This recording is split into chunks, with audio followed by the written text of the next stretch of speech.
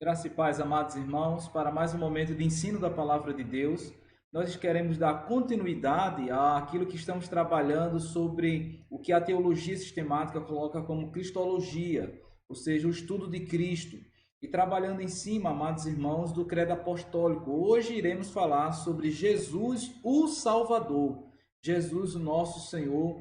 E já falamos sobre Jesus, nosso Senhor, Jesus encarnado, os sofrimentos de Cristo, os ministérios de Cristo, e queremos dar continuidade hoje falando sobre Jesus, o Salvador. Você pode ficar conosco, acompanhar, e será um prazer que você esteja, pode comentar os vídeos, pode fazer perguntas, que nós iremos responder, amados irmãos, para a glória de Deus. Vamos neste momento orarmos, pedirmos a bênção do Senhor, para que tudo que possamos fazer aqui seja de fato proveitoso e venha trazer edificação e crescimento espiritual para as nossas vidas. Oremos ao Senhor.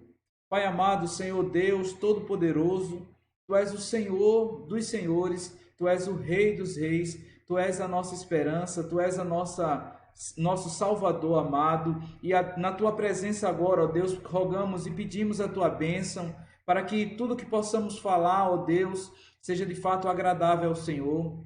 Aquilo que venha, ó Deus, nossos corações, nossas mentes raciocinar, sejam agradáveis ao Senhor. Que o Senhor abençoe cada um da vida dos irmãos, aqueles que estão nos acompanhando, que o Senhor fale aos corações dele profundamente através desse estudo, que possamos, ó Deus, sairmos e terminarmos alimentados pela Tua palavra, confortados e encorajados pela palavra. Muito obrigado por tudo, ó Pai, em nome de Jesus. Amém. Amém. Eu quero assim, queridos, abrir a palavra de Deus aqui em Atos, capítulo 4, versículo 12. A declaração que Pedro faz diante do Sinédrio, quando ele é chamado para justificar a operação que tinha feito, a cura milagrosa ali no templo, na Porta Formosa. Aí Pedro fala, o texto diz que ele não tem ouro, não tem prata, mas o que tem, isso te dou. Em nome de Jesus, levanta-se, e aquele homem recebe o poder de Deus da cura e é restaurado. E o sinédrio levanta-se contra Pedro para que cale-se, não fale mais. E Pedro diz a palavra de Deus, versículo 11 do capítulo 4 de Atos e 12, diz assim: Este Jesus é pedra, rejeitada por vós os construtores, o qual se tornou pedra angular. E não há salvação em nenhum outro, porque abaixo do céu não existe nenhum outro nome dado entre os homens pelo qual importa que sejamos salvos. O nosso Senhor e Salvador Jesus Cristo. Hoje iremos falar, queridos, sobre Jesus, o Salvador. E eu quero assim convidar os amados, como nós estamos estudando o Credo Apostólico, né, o Credo, um documento do século II, através da obra, da sistematização da obra do pastor Hermes de Maia, que fez sobre esse livro Creio, que é do Credo Apostólico. Estamos trabalhando sobre o aspecto de Cristologia e iremos agora desenvolver, amados irmãos, sobre o tema Jesus, o Salvador. A salvação é pelas obras. E aí você podia até se assustar, mas que obras são essas, pastor? Sem as obras da Trindade, jamais seríamos salvos pela graça. A graça de Deus, que é personificada em Cristo, é apenas um lado das obras redentoras do Deus Trino, do Senhor Deus Todo-Poderoso. Ou seja, a salvação não é pelas nossas obras, mas sim pelas obras da Trindade, as obras poderosas do conselho da Trindade de salvar, de restaurar, de resgatar. Podemos então, de forma simplificada, que o Pai como Criador, o Filho como Redentor e o Espírito Santo como Santificador.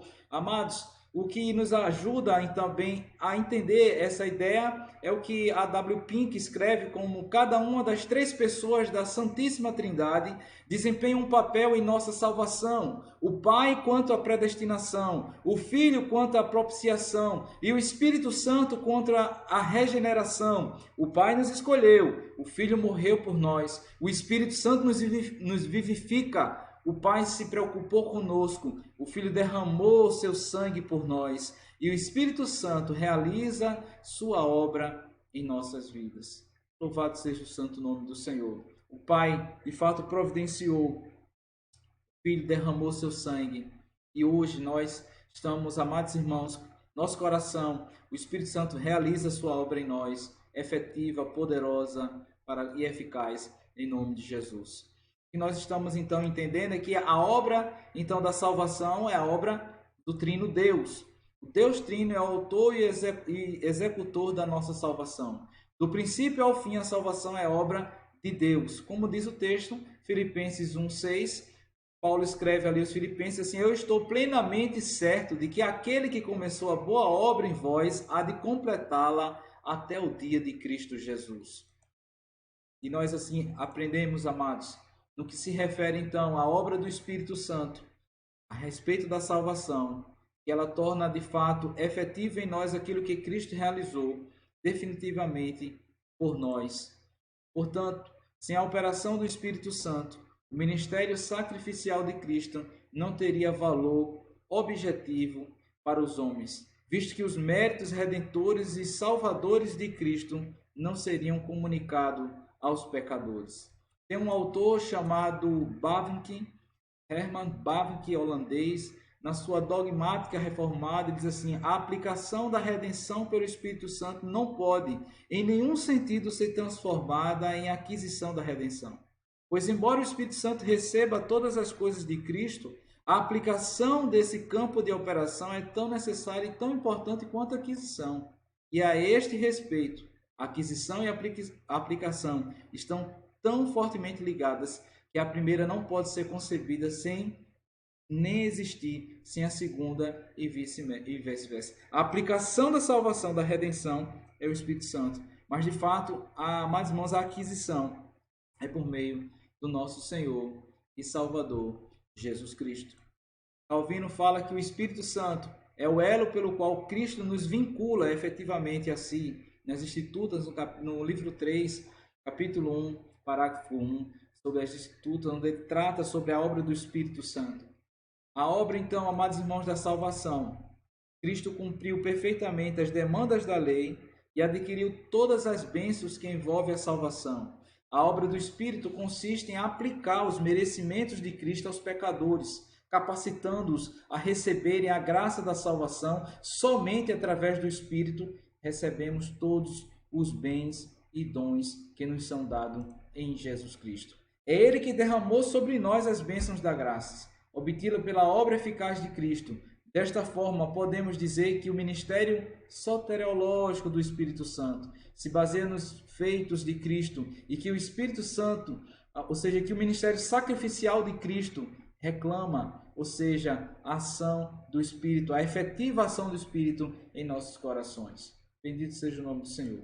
Hoje, nós estamos trabalhando sobre então, do ponto de vista sobre a obra da salvação e do aspecto do nosso Senhor Salvador, Jesus Cristo, e dessa ação do Espírito Santo, como diz o texto, amados irmãos, em João, que diz assim: e no último dia, o grande dia da festa, Jesus pôs-se em pé e clamou, dizendo: se alguém tem sede, que venha a mim e beba. E quem crê em mim, como diz a Escritura, rios de água viva correrão do seu ventre ou do seu interior. E isto disse ele do Espírito, que havia de receber aqueles que neles cresce, porque o Espírito Santo ainda não fora dado, mas ainda Jesus, porque ainda Jesus não tinha sido glorificado. João 7, 37 a 39. Mas ainda em João 14, 26, vai falar sobre essa ação do Espírito Santo, mas aquele Consolador, o Espírito Santo, que o Pai enviará em meu nome, vos ensinará todas as coisas e vos fará lembrar de tudo quanto vos tenho dito. Ou seja, a obra da aplicação do Espírito Santo em nossos corações, ou seja, a ação, a aquisição de Cristo e a aplicação do Espírito Santo em nossas vidas. A lição de hoje trata então da obra do Filho como autor da nossa salvação. E por isso, nos deteremos mais especificamente nos seus feitos salvadores, lembrando sempre de que foi a graça, ou seja, que foi de fato pela graça de Deus para nós, que custou um preço muitíssimo alto para Jesus Cristo. De fato, foi de graça, do ponto de vista da graça que nos veio, todavia teve um preço, o preço que pago pelo nosso Senhor e Salvador Jesus Cristo. Abraham Bolton, no seu livro Somente pela Graça, ele escreve algo muito interessante sobre isso. Ainda que este perdão seja gratuito para os pecadores, nunca devemos esquecermos de que Cristo pagou um alto preço por ele. Perdão para o menor das nossas ofensas se tornou possível porque Cristo cumpriu as mais aflitivas condições, sua encarnação, sua perfeita obediência à lei divina, a sua morte na cruz, o perdão que é absolutamente gratuito ao pecador, teve um alto custo para o Salvador. Isto nos leva a refletir, então, amados irmãos, que hoje fomos salvos pela graça. Todavia, o preço foi o próprio sangue, sofrimento de Cristo por nós naquela cruz. Vamos ainda caminhar estudando sobre então essa necessidade de salvação, porque então a necessidade que é a salvação de todos aqueles, porque todos pecaram. E a Bíblia diz o significado então, porque há necessidade de salvação, porque há pecado no coração do homem. Então o que significa então o pecado? Tiago 2,10 diz, porque qualquer que guardar toda a lei e tropeçar em um só ponto, tornou-se culpado de todos. Assim como Tiago 4,17, aquele, pois, que sabe fazer o bem e não faz, comete pecado. Mas o texto ainda diz, em 1 João 3,4, qualquer que pratica o pecado, também pratica iniquidade, porque o pecado é iniquidade. O que nós então aprendemos, amados irmãos, é que pecado, como diz os catecismos do Westminster, é a transgressão da lei de Deus.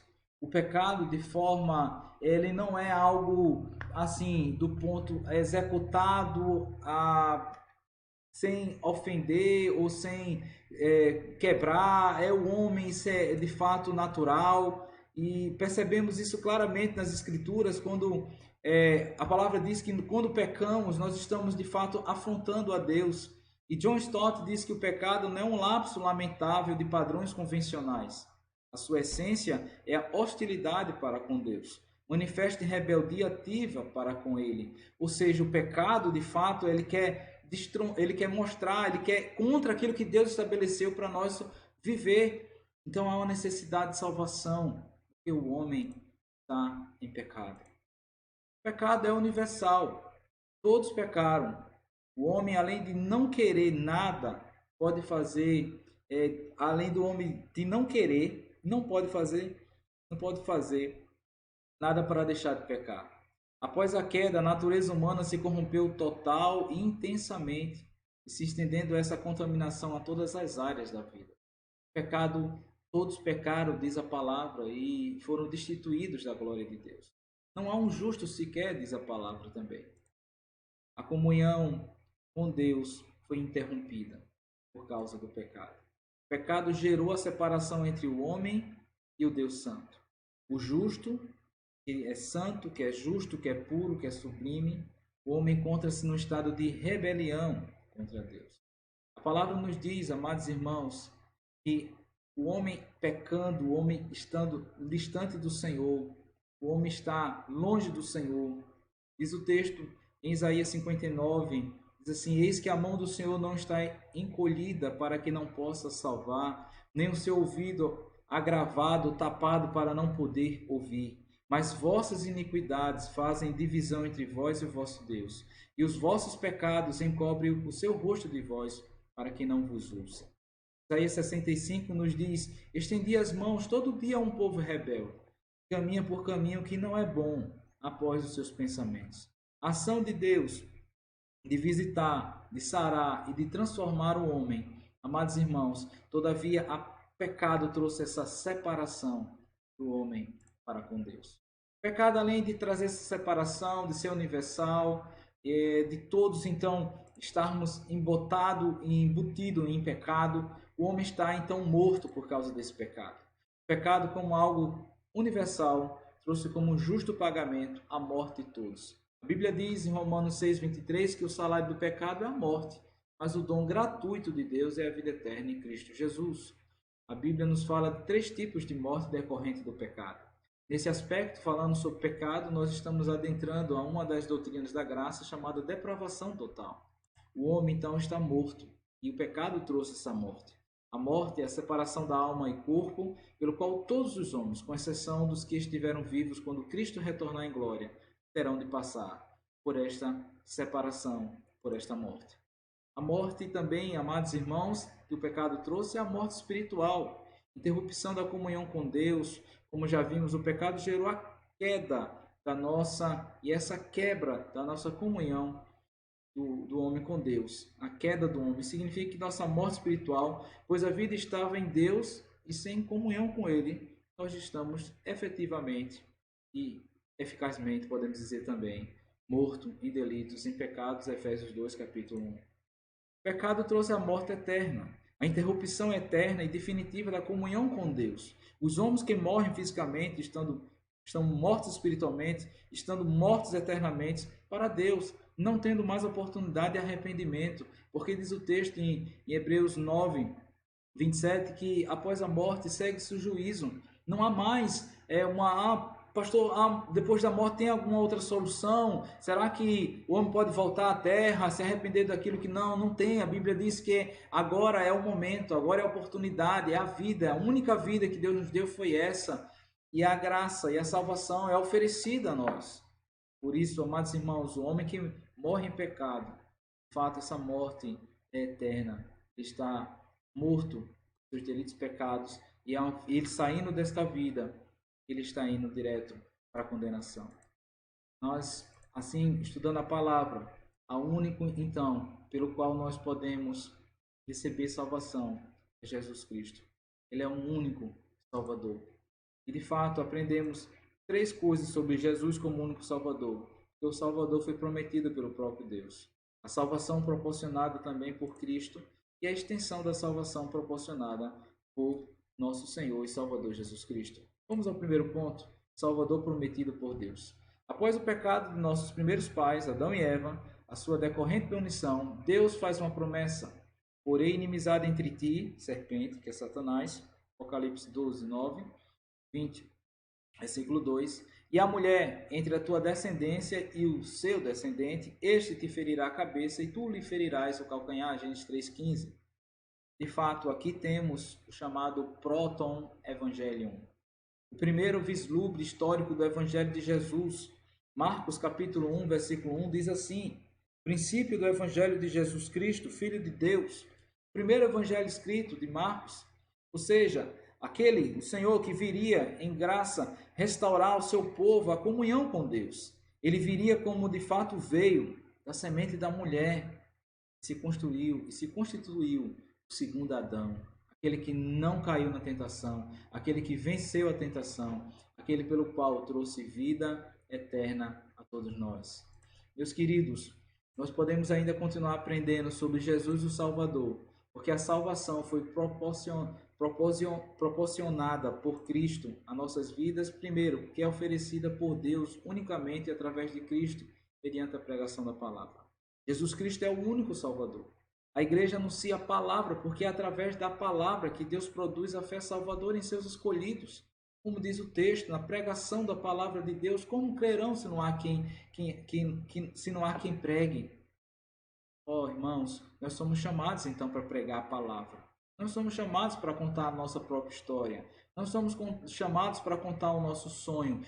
Estamos chamados para proclamar as Escrituras, a palavra de Deus. Que o Senhor, assim, amados irmãos, através da pregação, aprove a Deus salvar. Segundo, a salvação é proporcionada em Cristo, é resultado da nossa eleição. Deus nos escolheu na eternidade para a salvação em Cristo Jesus. É Ele que nos escolheu, no qual nós fomos chamados, no qual nós somos eleitos, nós somos predestinados conforme a sua graça, o seu poder. E isso não pode mudar a realidade. É Ele que executa o seu decreto em nossas vidas. O decreto eterno de Deus cumpre-se na história. O Deus que antes de todas as coisas, antes da fundação do mundo, já estabeleceu todas as coisas, já havia dito, em vez de haja luz, antes de dizer o haja luz, já havia o haja cruz para a nossa salvação.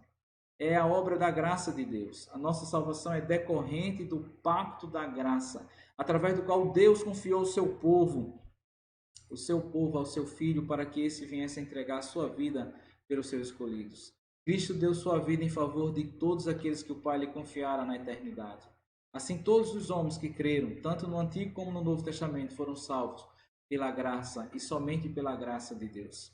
É essa graça, amados irmãos, que nos leva, insufla ao nosso coração a compreendermos que nós não vivemos um cristianismo de mera obediência formalista. Obedeça e receba a bênção. Não, ele cumpriu perfeitamente, a obediência perfeita de Cristo trouxe para nós a salvação produz em nós algo que nós jamais poderíamos fazer ou adquirir pelos nossos próprios esforços, mas sim a obra perfeita e suficiente de Cristo naquela cruz por nossas vidas. Isso traz para nós uma grandes reflexões de como nós estamos vivendo hoje. Estamos vivendo não mais na era da lei, mas da graça de Deus. Não estamos mais vivendo no aspecto formal, o ritualístico da lei, ou então com medo, amados irmãos, olha o que está acontecendo, vai acontecer com minha vida. Não, a graça de Deus nos leva a compreender que Ele cumpriu tudo, a sua fiel execução, a sua ação poderosa e efetiva traz para nós a compreensão que nada somos e nada merecemos.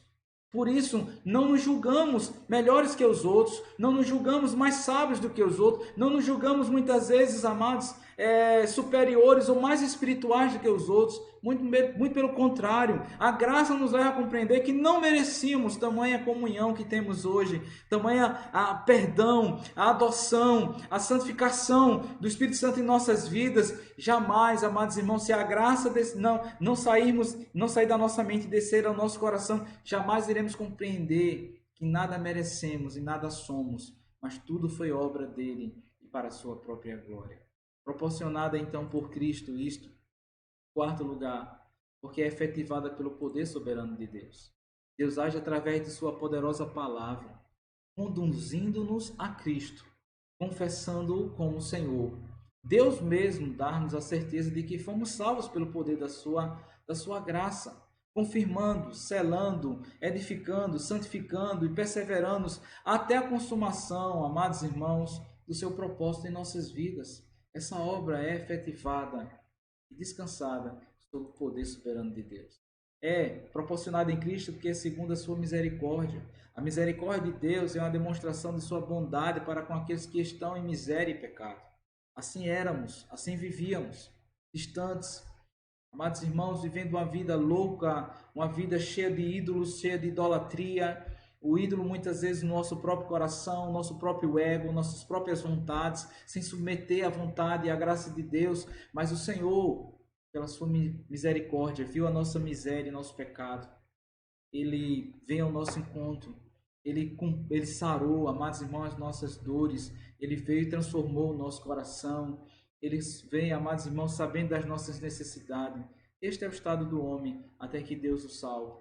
Ele está terrivelmente perdido. É fruto da longanimidade de Deus.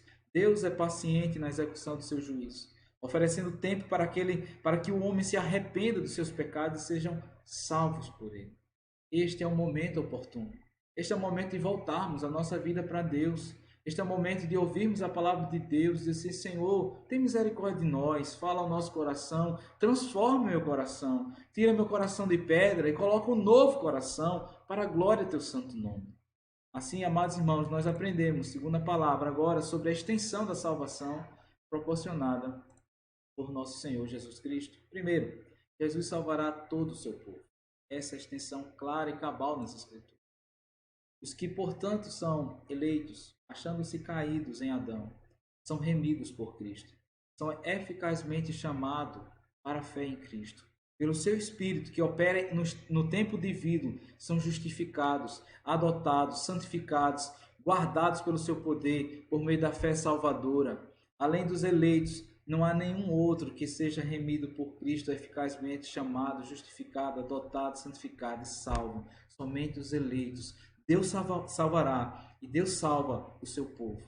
Esse documento da Confissão de Fé de Westminster, no capítulo 3, parágrafo 6, trata sobre a eleição e a salvação do Senhor. O Senhor Jesus opera a sua salvação, porque o Senhor salva o homem todo. Ou seja, a Bíblia declara que Jesus veio salvar o que estava perdido, pecadores. Jesus salva o seu povo por inteiro. A Bíblia não apresenta, como muitos imaginam, uma espiritualização da salvação, como se o corpo fosse mau e a alma, o espírito, fosse boa, conforme geralmente os filósofos gregos pensavam. Não, o Senhor nos salva de forma plena, poderosa, todo o nosso ser, todas as faculdades do homem são redimidas em Cristo Jesus, todo o seu coração. Ah, pastor, mas o Senhor sabe, né? As emoções ainda continuam, eu sou muito sanguíneo. Jesus transforma todo o homem. O poder do Senhor é suficiente para transformar todo o homem. E nós devemos nos submetermos a Ele. Se ainda há em nós requisitos do velho homem, da personalidade do velho homem, dos pensamentos do velho homem, devemos colocar diante dele e confessar os nossos pecados, pedindo a sua graça, a sua misericórdia, e que de fato nossa vida seja transformada cada dia mais para a glória do seu santo nome. A redenção de Cristo é para o homem inteiro, pois todo ele está a carecer da libertação do poder do pecado. A obra do Senhor é sobre toda a nossa vida. Jesus salva o homem eternamente. A salvação efetuada por Jesus começa aqui e agora e jamais terá fim.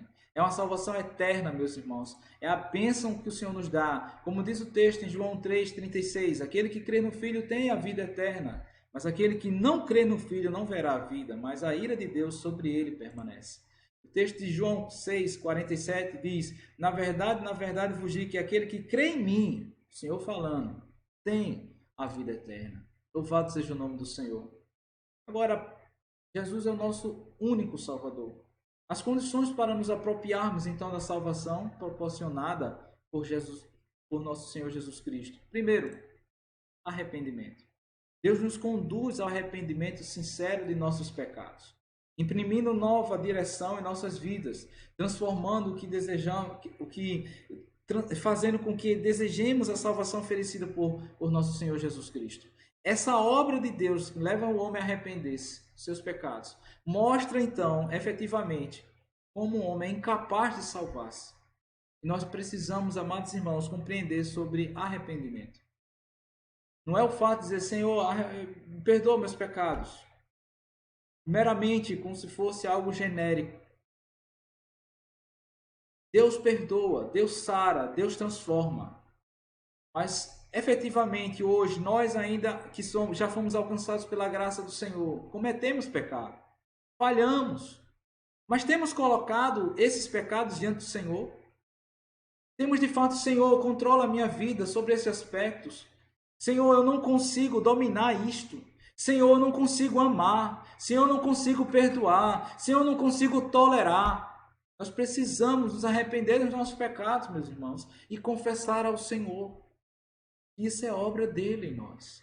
É o Espírito Santo que hoje habita em nós, nos aponta e nos acusa nossas falhas, nossos pecados. Segundo, a fé em Jesus Cristo. A fé é a obra, a fé é a boa obra do Espírito em nós. Como resultado da nossa eleição eterna, nós não fomos escolhidos porque um dia teríamos fé. Deus nos escolheu e por isso é que temos a fé. A fé é a causa instrumental da nossa salvação. Porque Deus amou o mundo de tal maneira que deu o seu Filho unigênito para todo aquele que nele crê, não pereça, mas tenha a vida eterna. João 3,16. Outras condições, amados irmãos, é que é a regeneração. Os salvos são aqueles que nasceram de novo pelo poder de Deus, como diz a palavra. É necessário nascer de novo, Nicodemos. Nicodemos pensava que precisava nascer novamente do ventre materno, humano, físico, mas nascer da água e do Espírito. É a regeneração, é a obra de Deus, ou seja, aquilo que chama o grego, né, da transformação da mente, da mudança do caráter, da mudança de direção, essa obra interna, o Espírito Santo efetua em nossos corações. A obediência nos leva, amados irmãos, aqueles que foram salvos à obediência. Jesus é autor da salvação daqueles que obedecem, ou seja, aos seus mandamentos. Aqueles que cumprem o mandamento do Senhor, aqueles que o amam. O mandamento do Senhor, como diz lá em 1 João, não são penosos. A vontade de Deus não é penosa para as nossas vidas. É gratidão fazer a vontade do Senhor. Certo que erramos, falhamos, vacilamos, mas voltemos ao primeiro amor, voltemos à presença do Senhor, rogamos a sua graça, a sua misericórdia sobre as nossas vidas, e o propósito é andarmos em obediência. Obediência é essa por efeito e pela ação em nosso coração de gratidão de tudo que Ele fez por nós. Isso traz santificação, a salvação dos eleitos, mediante a santificação, e a fé. Deus nos salvou. Uma vez salvo, salvo para sempre, importa vivermos uma vida de santificação e não brincarmos com o pecado.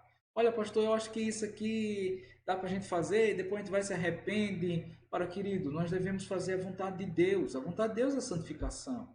Se é preciso separar-se de alguma coisa que não agrada ao Senhor, tem que separar-se. Precisamos viver para a glória de Deus constantemente e efetivamente, porque a obra que Ele fez por nós, amados irmãos, nos leva a viver uma vida de consagração ao Seu santo nome.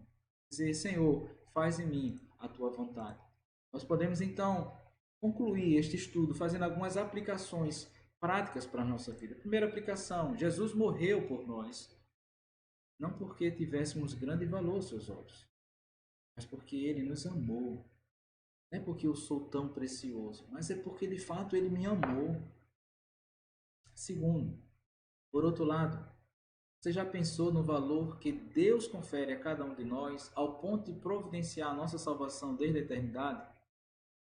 Jeremias 31:3 diz que com laços eternos, com amor eterno, o Senhor nos atrai a si mesmo. Qual é o lugar que Jesus ocupa em sua vida? Qual é o lugar que Jesus ocupa em sua vida? Terceiro, a segurança da nossa salvação não está amparada nas nossas frágeis obras, mas nos feitos salvadores da Trindade. Não é pelaquilo que eu faço, eu sou mais, ou tenho mais, ou adquiro mais diante de Deus, eu sou mais espiritual, eu tenho mais comunhão, sim por tudo que Ele já fez por nós. Isso nos leva, amados irmãos, a compreender que não depende de minhas obras, não é minha obra, sim a obra perfeita do Salvador Jesus Cristo. Quarto lugar, tenha a preocupação em confirmar sua salvação. Desta forma, você terá certeza da sua eleição. O texto de Filipenses 2:12 diz a palavra que Paulo, falando àquela igreja ali em Filipos, eu quero ler esse texto para a gente, caminhando para a conclusão, capítulo 2, versículo 12, diz assim a palavra de Deus: Assim, pois, amados meus, como sempre obedecestes, não só na minha presença, mas, porém, muito mais agora na minha ausência, desenvolvei a vossa salvação com temor e tremor. Desenvolver a salvação. Você tem desenvolvido a sua vida espiritual? Será que ela é a mesma? Será que você não consegue desenvolver ou crescer espiritualmente? Como diz o texto em Pedro, crescer na graça, no conhecimento do Senhor, Salvador, na graça, na comunhão com o Senhor, no conhecimento que nos leva a nos quedar mais aos pés do Senhor e consagrar a nossa vida. Então, amados irmãos, possamos então desenvolver a nossa eleição, nossa salvação em Cristo Jesus. Quinto lugar, vamos aplicar. Não se preocupe com os motivos insondáveis da sua eleição. Medite sim no propósito de Deus em nos eleger. Qual o propósito de Deus para a minha vida? Não é por que Deus me elegeu assim, sim. Eis-me aqui, Senhor. Faz a tua vontade em minha vida. Isso deve ser então a nossa postura. Sexto lugar, a certeza de que fomos salvos, longe de nos conduzir a um estado de indolência espiritual, deve nos levar a proclamar a grandiosa salvação oferecida por Deus. Não, eu vou ficar na minha, já tá bom, chego na igreja, sento, escuto, tá? Não. O que é que o Senhor quer? Nos chamou, o Senhor nos convocou para a proclamação disso, da sua obra, da salvação, da graça dele, em nossa vida, nosso comportamento, em nossa família, amados irmãos, em nosso casamento, na criação dos nossos filhos, aonde nós trabalhamos, aonde nós estamos, na sociedade inserida, tudo isso para a glória do Senhor. Sétimo lugar, se você tem certeza de sua salvação e ainda não fez a sua pública confissão de fé, já pensou no porquê desta omissão? Nós precisamos, amados irmãos, chegar diante das pessoas e dizer assim: eu creio no Senhor Jesus. Diante da sua igreja, da Santa Assembleia, fazer essa pública confissão de fé. E, amados irmãos, isto deve ser um motivo de gratidão no nosso coração para exercermos e fazermos isso. Além dessa pública confissão de fé, na Santa Assembleia, no ajuntamento solene, também na nossa vida, nos nossos comportamentos, para a glória e louvor do seu santo nome. Que o Senhor te abençoe, que o Senhor te guarde. Vou dar só 2 avisos nossas reuniões de oração pelas lives. Amados irmãos, pelo canal do Instagram, esteja conosco e estaremos presencialmente a partir da próxima terça-feira, mas estaremos transmitindo também ao vivo para os irmãos que não poderão ir, os anciões, os idosos, aquelas pessoas que têm comorbidades. E aí estaremos fazendo a transmissão também. E quero também avisar sobre o projeto na sexta, que continua. Você que pode nos ajudar a entregar a cesta ou proporcional, patrocinar cestas, alimentos para entregarmos às comunidades carentes nessa situação de pandemia. Que o Senhor te abençoe, que o Senhor te guarde. Forte abraço, em nome de Jesus. A paz.